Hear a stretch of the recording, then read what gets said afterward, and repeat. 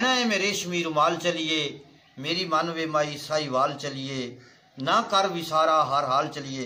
किहड़े बाजार जाना है? अच्छा। सदर बाजार नाले सौरी गली जाना है, सदर बाजार नाले सौरी गली जाना है, जोगी चौक जाके ढोला मन पर चाना है, पाक पतन बाजारू लैनी शाल चलिए, मेरी मन वे माई साहिवाल चलिए।